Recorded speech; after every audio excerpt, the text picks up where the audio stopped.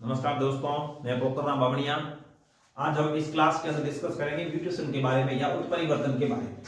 देखिए, उत्परिवर्तन के बारे में यदि बात करें तो खोजकर्ता वैज्ञानिक का नाम है ह्यूगो डी व्रीज और इन्होंने एक पौधे के ऊपर प्रयोग किए जिसका नाम है इवनिंग प्रिमरोज, जिसका नाम है आइनोथेरा लैमार्कियाना। पौधे का नाम इंपॉर्टेंट है, कई बार एग्जाम पूछा जाता है। आइनोथेरा लैमार्कियाना या इवनिंग प्रिमरोज पौधे का नाम है। इस पौधे के ऊपर जब ये प्रयोग कर रहे थे तब उन्होंने देखा कि इसमें वो कुछ जो लक्षण प्ररूप है या कुछ लक्षणों में वो अकस्मात परिवर्तन आ जाता है और इसी को इन्होंने उस परिवर्तन के नाम से कहा या इसको उत्परिवर्तन कहा, जिसको म्यूटेशन कहा जाता है। तो वैज्ञानिक का नाम ह्यूगो डी व्रीज, पौधे का नाम इवनिंग प्रिमरोज। वैज्ञानिक नाम की बात करें तो आइनोथेरा लैमार्कियाना। अब इसमें ये अकस्मात या अचानक परिवर्तन कैसे आया? अकस्मात परिवर्तन आया डीएनए के अंदर परिवर्तन से। किसमें आया? डीएनए का जो अनुक्रम है, इस अनुक्रम में क्या आ गया? परिवर्तन। जैसे ही डीएनए अनुक्रम के अंदर परिवर्तन आया, उस पौधे के अंदर जो लक्षण थे वो अचानक बदल गए। अचानक उसके लक्षणों में परिवर्तन आ गया, या हम ये कहें कि उसका जो लक्षण प्ररूप है और उसका जो जीन प्ररूप है उसमें अंतर आ जाता है। अब डीएनए के अंदर परिवर्तन आया तो किसमें परिवर्तन आएगा? जीन में परिवर्तन आएगा। तो हम क्या कह सकते हैं कि आनुवांशिक पदार्थ के अंदर भी परिवर्तन आ जाता है। तो उत्परिवर्तन की परिभाषा यदि हम देखें तो जीवों के अंदर अकस्मात जो परिवर्तन होते हैं, अकस्मात जो जीन, डीएनए या आनुवांशिक पदार्थ में परिवर्तन होने से नई संतति के अंदर नए लक्षण प्रकट हो जाते हैं, तो इसको उत्परिवर्तन या म्यूटेशन कहते हैं। अब ये जो उत्परिवर्तन है, इसकी यदि हम लक्षणों की बात करें तो ये परिवर्तन यादृच्छिक होते हैं, जिसको हम रैंडमली कहते हैं। मतलब ये परिवर्तन है वो रैंडमली होते हैं। परिवर्तन वंशागत होते हैं, अभिन्न की वंशागति होगी, क्योंकि एक बार परिवर्तन हो गया तो उसमें ऐसा नहीं है कि इस संतान के अंदर ये अचानक परिवर्तन हुआ था, अगले में इसको ठीक कर दिया जाए, ऐसा नहीं होगा। संतान के अंदर जो डीएनए आ गया, संतान के अंदर जो जीन है या उस संतान के अंदर जो आनुवांशिक पदार्थ है, वह जो जीन है वो नेक्स्ट जनरेशन के अंदर जाएगा। मतलब इन लक्षणों की अब क्या होगी? वंशागति होती है। सामान्यतः जो उत्परिवर्तन होते हैं ये हानिकारक होते हैं। अधिकांश जो उत्परिवर्तन होते हैं वो हानिकारक होते हैं। और जो उत्परिवर्तन वाला मामला है या जो उत्परिवर्तन होता है वो अप्रभावी रूप से होता है। मतलब हमने एक लक्षण के दो विकल्प पहले पढ़े, एक लक्षण के दो विकल्प होंगे, एक प्रभावी और दूसरा अप्रभावी। तो सामान्यतः जो उत्परिवर्तन होता है वो अप्रभावी लक्षण के अंदर होता है। तो इस तरह से उत्परिवर्तन का मतलब अचानक होने वाला परिवर्तन, और खोजकर्ता वैज्ञानिक नाम ह्यूगो डी व्रीज। अब यह ह्यूगो डी व्रीज वही है जिसने मेंडल के नियमों की पुनर्खोज की थी। कुछ ऐसे पदार्थ या ऐसे कारक या ऐसे रसायन जो उत्परिवर्तन को प्रेरित करते हैं, मतलब उत्परिवर्तन की प्रेरणा देते हैं, उनको हम क्या कहेंगे? उत्परिवर्तन या म्यूटाजन। ऐसे पदार्थ, रसायन, कारक, केमिकल जिनके द्वारा उत्परिवर्तन की क्रिया होती है या उत्परिवर्तन की प्रेरणा मिलती है, उसको हम उत्परिवर्तन या म्यूटाजन कहते हैं। ये म्यूटाजन या उत्परिवर्तन दो प्रकार के होते हैं। एक तो होते हैं भौतिक, दूसरे होते हैं रासायनिक। मतलब फिजिकल और केमिकल। केमिकल के अंदर विभिन्न प्रकार के रसायन होंगे। उदाहरण के लिए मस्टर्ड गैस। यह मस्टर्ड गैस क्या करेगी? यह रसायन क्या करेगा? किसी जीव के अंदर उत्परिवर्तन को प्रेरित करेगा, मतलब उत्परिवर्तन उसमें करवाता है। तो ऐसे कारक ये रासायनिक प्रकार के होंगे। और ये है वो भौतिक रूप से, मतलब कोई जीव है उसके ऊपर पराबैंगनी किरणों को गिराया जाए, जिसको हम कहते हैं अल्ट्रावायलेट रेज, यूवी। अल्ट्रावायलेट पराबैंगनी किरणें या एक्स किरणें जब उसके ऊपर गिराई जाती है तो उसमें उत्परिवर्तन की क्रिया संपन्न होती है, इसलिए इनको उत्परिवर्तन कहा जाता है। म्यूटेशन के प्रकार, टाइप्स ऑफ म्यूटेशन। तो म्यूटेशन कितने प्रकार के होते हैं? सामान्यतः उत्परिवर्तन की बात करें तो दो प्रकार का होता है। पहला है वो जीन उत्परिवर्तन, नंबर 2 गुणसूत्रीय उत्परिवर्तन। मतलब ये हुआ कि जो जीन उत्परिवर्तन है और गुणसूत्रीय उत्परिवर्तन है, तो जीन उत्परिवर्तन का मतलब जीन के अंदर किसी भी प्रकार का परिवर्तन हो जाता है। जैसे मान लो कोई नाइट्रोजन क्षार निकल गया, उसकी जगह दूसरा नाइट्रोजन क्षार आ गया, या एक नाइट्रोजन परमानेंट बाहर निकल गया, ये एक नाइट्रोजन क्षार उसके अंदर अधिक हो जाए, तो डीएनए का जो अनुक्रम है, नाइट्रोजन क्षार का जो अनुक्रम है, या हम कहें कि जो जीन है उस जीन के अंदर परिवर्तन हो जाता है, तो इसको हम जीन उत्परिवर्तन कहते हैं। नेक्स्ट, गुणसूत्रीय उत्परिवर्तन का मतलब है गुणसूत्रों के अंदर परिवर्तन आ गया, मतलब गुणसूत्रों की संख्या कम ज्यादा हो गई, या गुणसूत्रों का पूरा समुच्चय है वो कम ज्यादा हो जाए, तो उस तरह से जो परिवर्तन आएगा उसको हम गुणसूत्रीय उत्परिवर्तन कहते हैं। अब जो जीन उत्परिवर्तन है यह फिर दो प्रकार का होता है। नंबर 1 बिंदु उत्परिवर्तन, second is frame shift mutation. Frame shift उत्परिवर्तन, बिंदु उत्परिवर्तन का मतलब है नाइट्रोजन क्षार में परिवर्तन हो गया, मान लो एडेनिन की जगह थाइमिन आ गया, थाइमिन की जगह साइटोसिन आ गया, साइटोसिन की जगह ग्वानिन आ गया, तो यदि इस तरह से उत्परिवर्तन होगा, नाइट्रोजन क्षार बदल जाएंगे, तो पूरा जो डीएनए अनुक्रम है वो चेंज हो जाएगा, जो हम कहते हैं आनुवांशिक कूट है, जो कोडोन है वो बदल जाएंगे, जब ये बदलेंगे तो उसके द्वारा जो प्रोटीन का निर्माण होगा वो भी अलग प्रकार का होता है।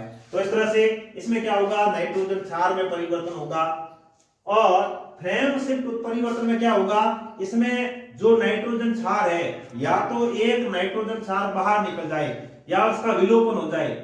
अब एक नाइट्रोजन क्षार जैसे ही बाहर निकलेगा तो जो एक फ्रेम बनी हुई है उसमें से एक नाइट्रोजन क्षार बाहर आ गया, तो फिर उनके आनुवांशिक कूट जो है वो कंप्लीट आगे वाले चेंज हो जाएंगे।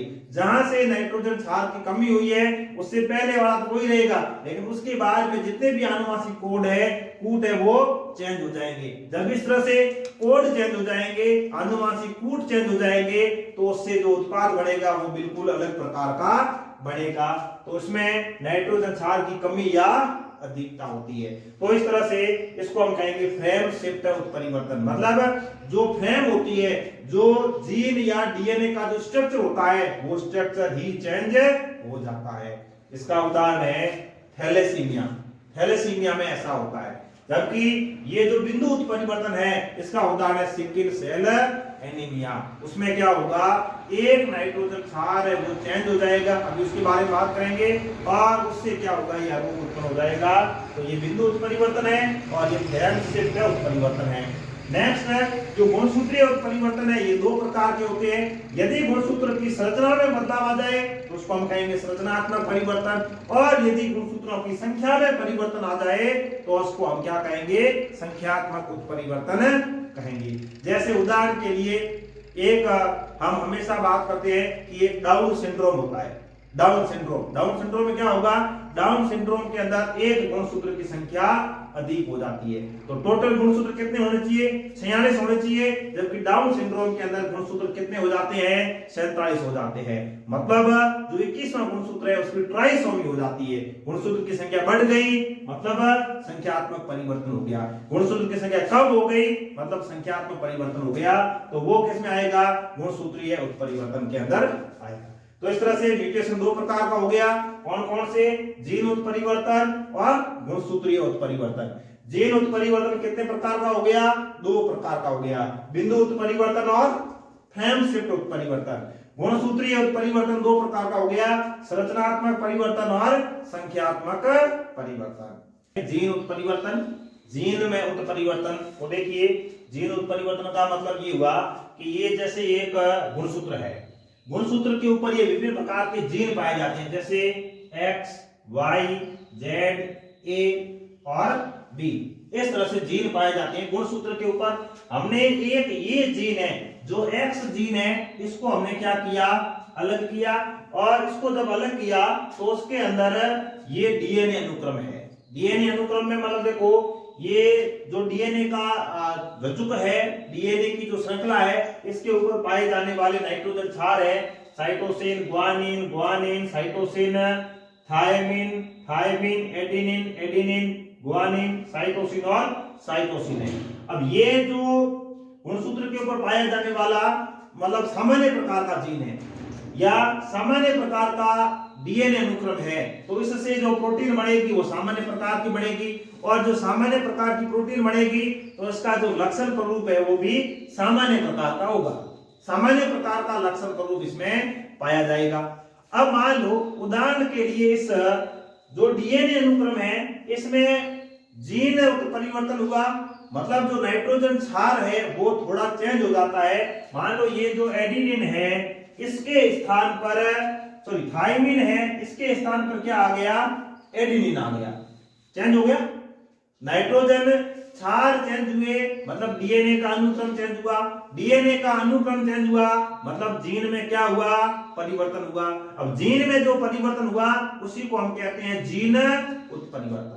तो इस तरह से यहां पर ये एडिनिन आ गया, जबकि यहां पर क्या था, थाइमिन था। थाइमिन के स्थान पर जैसे ही एडिनिन आएगा तो ये जो डीएनए का अनुक्रम है ये परिवर्तित हो गया, मतलब यह जो नाइट्रोजन क्षार का अनुक्रम है या डीएनए की श्रृंखला है और यह डीएनए की श्रृंखला है, इसमें क्या हो गया, जीन में परिवर्तन हो गया।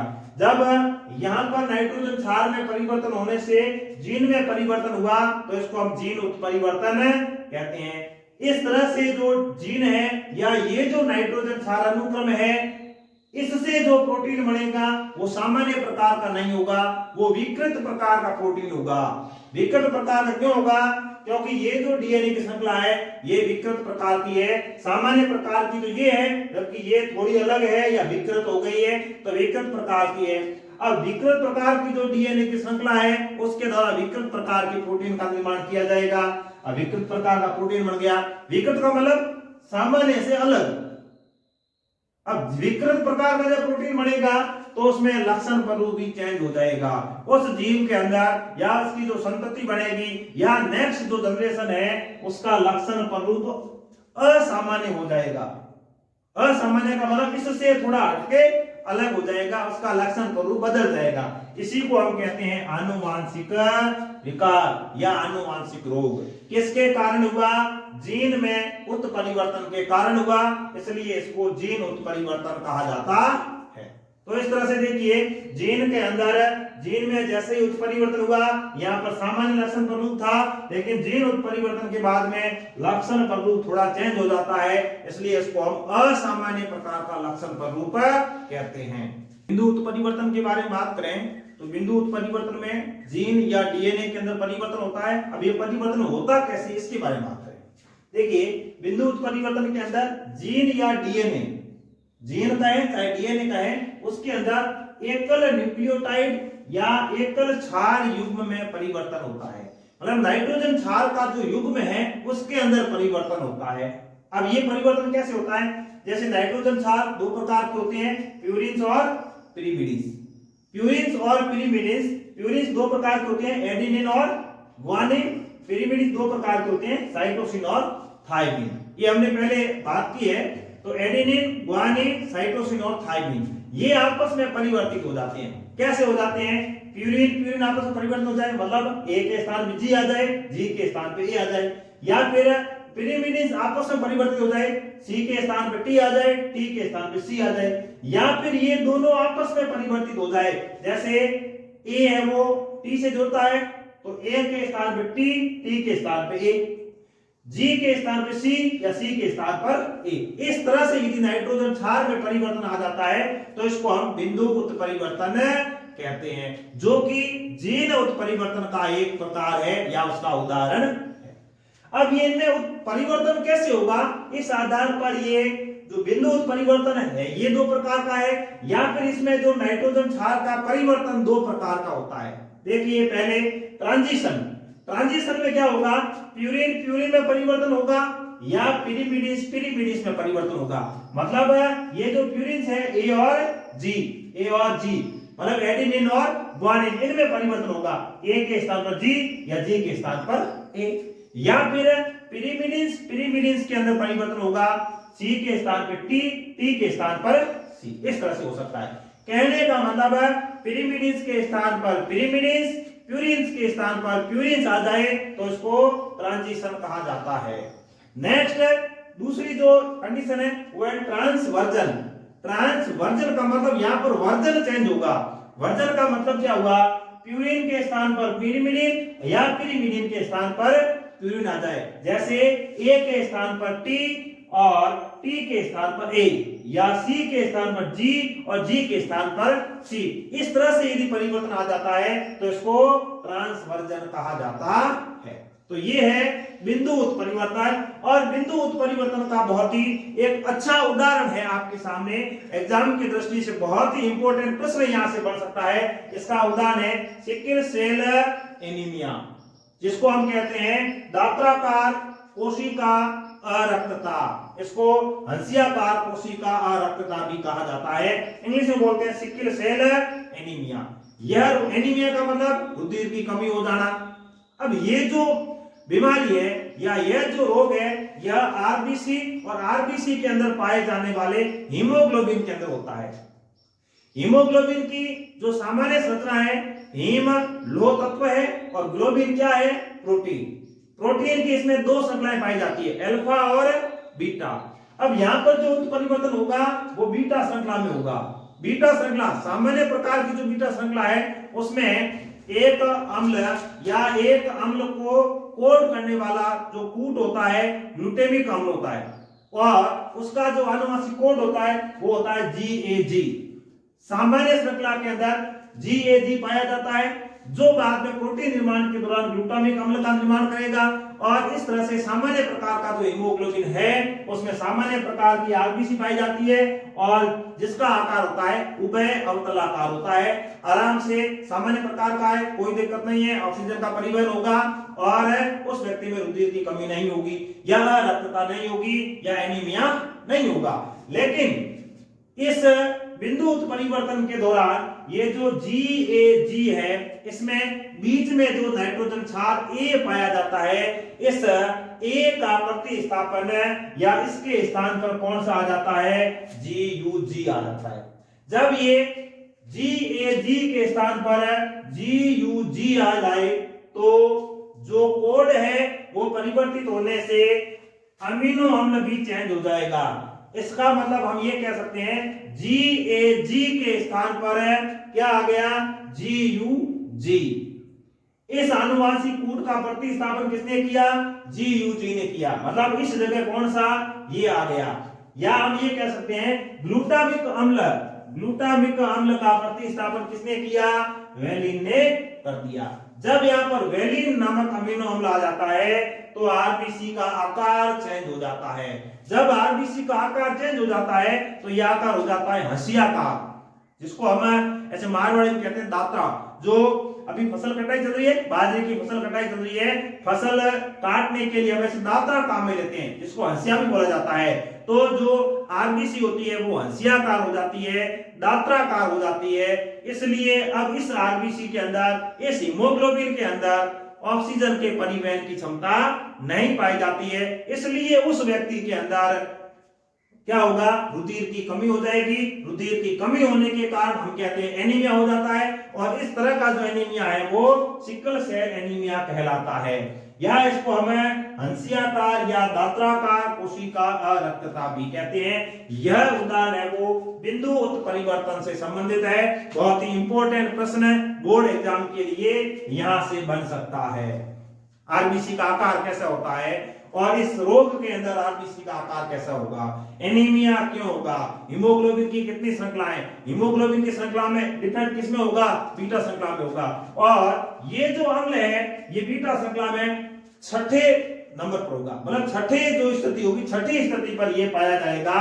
तो बीटा श्रृंखला के छठवें स्थान पर GUG के स्थान, GAG के स्थान पर GUG का आना या ग्लूटामिक अम्ल का प्रतिस्थापन वेलिन के द्वारा कर दिया जाता है। इसी को सिकल सेल एनीमिया के नाम से जाना जाता है। जीन उत्परिवर्तन का दूसरा उदाहरण है फ्रेम शिफ्ट उत्परिवर्तन। तो फ्रेम शिफ्ट उत्परिवर्तन में क्या होगा कि जो डीएनए का अनुक्रम है, जो अनुवांशिक पदार्थ है या जो जीन है या जो डीएनए का जो अनुक्रम है, उसमें एक या अधिक नाइट्रोजन क्षार या तो विलोपित हो जाते हैं या उनका निवेशन होता है। विलोपित का मतलब बीच में से एक गायब हो जाए या कम हो जाए, उसका विलोपन हो जाए। निवेशन का मतलब है एक नाइट्रोजन क्षार अंदर निवेश कर दिया जाए। तो क्या होगा, डीएनए अनुक्रम की जो रीडिंग फ्रेम है, पढ़ने का जो फ्रेम है, उसमें क्या आ जाता है, परिवर्तन आ जाता है। इसी को हम फ्रेम शिफ्ट उत्परिवर्तन कहते हैं। पढ़ने का जो तरीका है, फ्रेम के अंदर परिवर्तन आने के कारण जो पढ़ने वाला फ्रेम है उसमें बदलाव आ जाता है, इसको फ्रेम शिफ्ट उत्परिवर्तन कहते हैं। और इसका उदाहरण है थैलेसीमिया। उदाहरण क्या है, थैलेसीमिया। अब देखो उदाहरण के द्वारा समझने का प्रयास करते हैं कि ये एक डीएनए का अनुक्रम है। डीएनए के अंदर पाए जाने वाले जो नाइट्रोजन क्षार है उनका अनुक्रम है। हमने मान लिया अनुक्रम है RAMHAS REDCAP। अब इसमें यदि हम कोई नाइट्रोजन क्षार यदि हमें इसमें निवेश करवाते हैं तो क्या होगा, मान लो हमने इसमें इस B का निवेश करवा दिया तो हमारा फ्रेम ये थोड़ा चेंज हो गया। फिर हमने इसके अंदर BI एक I और ऐड किया तो फ्रेम में और परिवर्तन आ गया। और मान लो हमने इसके अंदर BI और T इस तरह से कोई नाइट्रोजन क्षार और प्रवेश करवा दिया तो हमारा पूरा फ्रेम चेंज हो जाता है। पहले ये था राम हैज रेड कैप, अब यहां पर क्या हो गया, Ram has bit red cap. मतलब जो पढ़ने का फ्रेम था वो फ्रेम ही बदल जाता है, इसलिए इसको फ्रेम शिफ्ट उत्परिवर्तन कहते हैं। हमने ये उदाहरण दिया इसके अंदर निवेशन का। यदि विलोपन की बात करते हैं तो हम इसमें से कोई एक नाइट्रोजन क्षार का विलोपन करते हैं तो देखिए विलोपन की यदि हम बात करते हैं तो जो नाइट्रोजन क्षार जिसका विलोपन किया जाएगा तो देखिए राम, जैसे मान लो हम इस एस का विलोपन कर देते हैं तो राम फिर HA। अब ये हम अगले पार्ट के अंदर पढ़ेंगे कि जो नाइट्रोजन क्षार होती है ये 3 के जोड़ों में पाए जाते हैं, इसको त्रिक कहा जाता है या जेनेटिक कोड कहा जाता है। तो बीच में से मान लो एक नाइट्रोजन क्षार है वो विलोपित हो गया तो अगला नाइट्रोजन क्षार इसके साथ में त्रिक का निर्माण करेगा। तो S यहां से हटा दिया हमने तो ये R यहां जुड़ जाएगा। फिर अगले वाले 3 EDC फिर AP, आगे कोई और होगा तो जुड़ जाएगा। इस तरह से यदि हम विलोपन करते हैं एक नाइट्रोजन क्षार को बाहर कर देते हैं तो फ्रेम में इस तरह से परिवर्तन आ जाता है, इसको फ्रेम शिफ्ट उत्परिवर्तन कहा जाता है। हम अगले पार्ट में डिस्कस करेंगे कि ये जो आनुवांशिक कूट होते हैं, ये जैसे कूट है तो इसका अमीनो अम्ल अलग रहेगा, यह एक अलग प्रकार के अमीनो अम्ल का कूट लेखन करेगा, ये अलग प्रकार का करेगा, ये अलग प्रकार के अमीनो अम्ल को पढ़ेगा, ये अलग प्रकार के अमीनो अम्ल का कूट लेखन करता है। अब यहाँ पर ये अलग अलग प्रकार के करेंगे तो यदि इसका जो मूल फ्रेम है उसमें देखेंगे तो ये RAM, ये दोनों अमीनो अम्ल तो समान प्रकार के होंगे लेकिन ये HAS है तो इसमें अमीनो अम्ल अलग रहेगा, ये HAR है तो इसका अमीनो अम्ल अलग रहेगा। इसके बाद यहाँ पर ये RED इसका अमीनो अम्ल अलग रहेगा, यहाँ पर EDC इसका अमीनो अम्ल अलग रहेगा। इस तरह से इसके द्वारा पढ़ने वाला जो फ्रेम है या जो रीडिंग फ्रेम है उसके अंदर जबरदस्त बदलाव आ जाता है, इसको फ्रेम शिफ्ट उत्परिवर्तन कहा जाता है। तो इस तरह से हमने आज के इस वीडियो के अंदर उत्परिवर्तन किसे कहते हैं, खोज करने वाले वैज्ञानिक विभिन्न प्रकार के कारक जो उत्परिवर्तन को प्रेरित करते हैं और उत्परिवर्तन के प्रकार हमने 2 प्रकार पढ़े, जीन उत्परिवर्तन, गुणसूत्रीय उत्परिवर्तन, और जो जीन वाला है जीन उत्परिवर्तन है उसके बारे में हमने इस क्लास के अंदर डिस्कस किया। गुणसूत्र उत्परिवर्तन है वो हम नेक्स्ट क्लास के अंदर डिस्कस करेंगे।